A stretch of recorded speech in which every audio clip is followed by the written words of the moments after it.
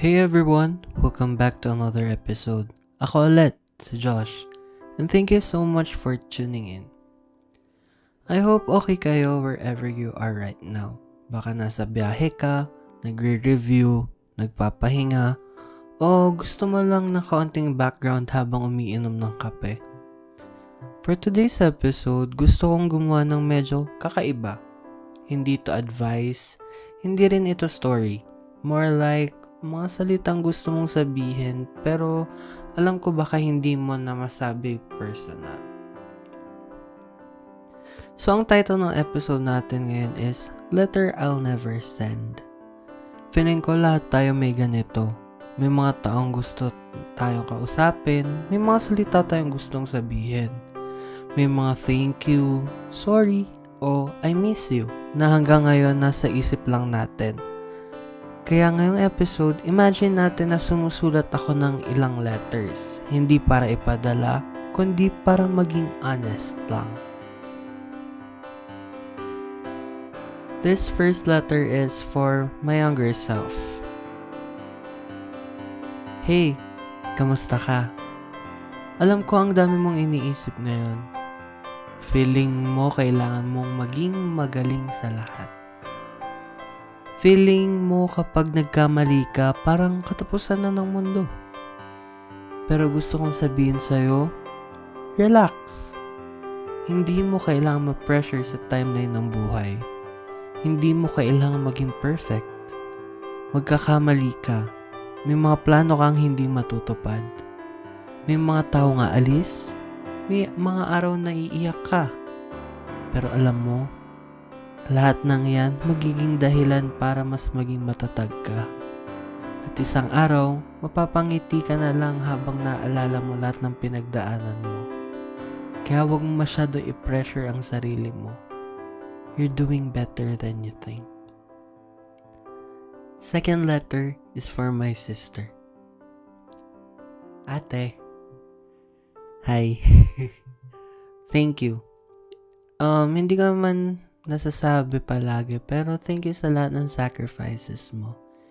Thank you for being my friend, my ate, and also you're always here for me, protecting me, and also always may kakampi sa lahat ng bagay.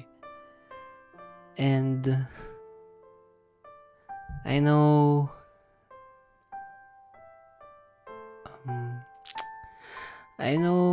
may sarili ka ng family, but you're always include me in your gala, in your expenses, and I'm thankful for that.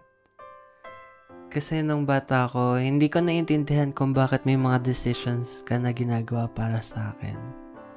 May mga pagkakataon na hindi ako sang-ayon. May mga panahon na gusto kong sundin yung sarili kong plano.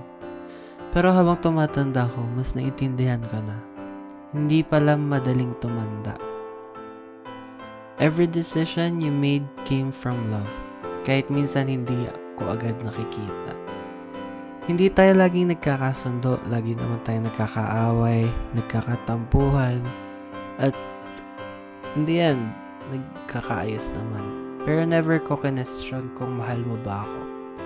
I know you only wanted the best for me, and sana balang araw, maibalik ko lahat ng sacrifices mo for me.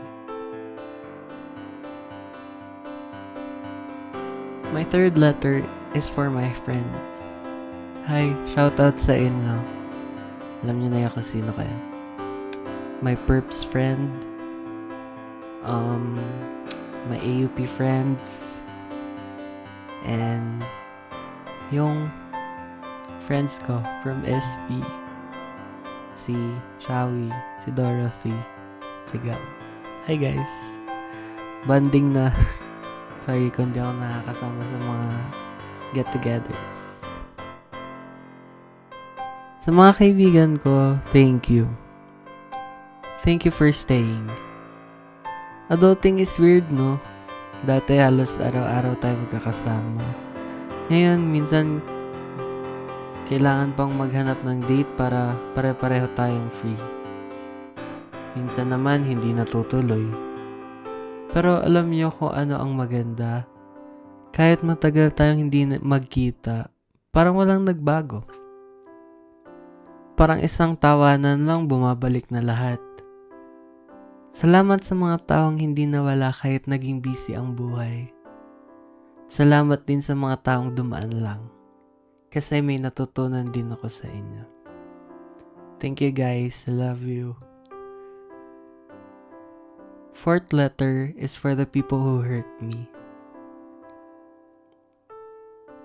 Hindi ko alam kung mababasa or maririnig nyo man ito. At siguro okay na rin. Matagal kong hinintay yung apology na akala ko kailangan ko. Matagal kong inisip kung bakit nangyari ang mga nangyari.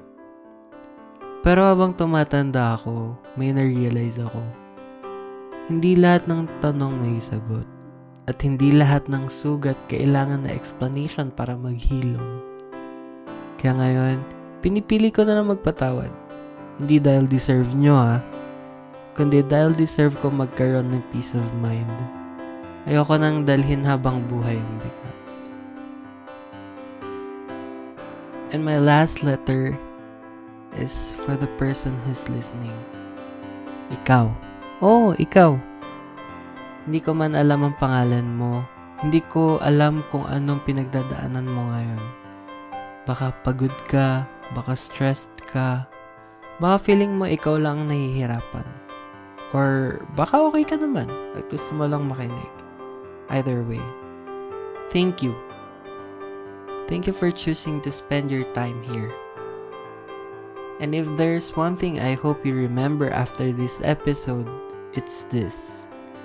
You don't always have to be strong. Hindi mo kailangang i-carry lahat mag-isa. Okay lang umiyak. Okay lang mapagod. Okay lang magsabi ng hindi ako okay.